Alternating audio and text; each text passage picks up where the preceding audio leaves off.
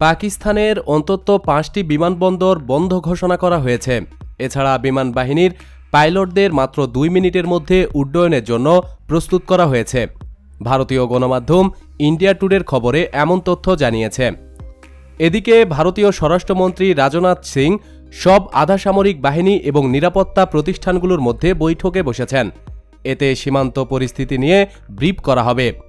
সীমান্তে সর্বশক্তি মোতায়েন এবং সম্পূর্ণ প্রস্তুতির জন্য সব বাহিনীর মহাপরিচালকদের নির্দেশ দেওয়া হয়েছে। সূত্র জানিয়েছে, বৈঠকে বেসামরিক লোকজনদের নিরাপত্তা এবং অভিযান প্রক্রিয়ার জন্য পরামর্শ থাকবে। এদিকে রাওয়ালপিন্ডিতে একটি সংবাদ সম্মেলন ডেকেছে পাকিস্তানের অন্তঃবাহিনী জনসংযোগ অধিদপ্তরের মহাপরিচালক মেজর জেনারেল আসিফ গফুর। এছাড়া ভারতীয় বিমান বাহিনীর সর্বোচ্চ নিরাপত্তা সতর্কতা জারি করেছে। সব যুদ্ধঘাঁটিতেও সতর্ক করা হয়েছে যাতে 2 মিনিটের মধ্যে পাইলট বিমান নিয়ে উড্ডয়ন করতে পারে।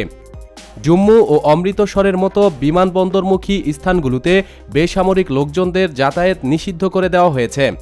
এছাড়া এই যুদ্ধ ব্যবস্থার মধ্যে ভারত ও পাকিস্তানমুখী আন্তর্জাতিক ফ্লাইটেরও প্রভাব পড়তে শুরু করেছে। কিছু কিছু ফ্লাইট যেখান থেকে রওনা দিয়েছিল সেখানে ফিরে গেছে, বাকিরাও বিকল্প উপায় খোঁজার চেষ্টা করছে। প্রতিদিন সব খবরাখবরের জন্য আমাদের সাথেই থাকুন এবং আমাদের চ্যানেলটি সাবস্ক্রাইব করুন। ধন্যবাদ। প্রিয় দর্শক, আমাদের দ্বিতীয় চ্যানেল সেরা নিউজ থেকে একটু ঘুরে আসুন। ভিডিওগুলো ভালো লাগলে অবশ্যই সাবস্ক্রাইব করুন। চ্যানেলটির লিংক ভিডিও ডিসক্রিপশানে দিয়ে দেওয়া হয়েছে। ধন্যবাদ।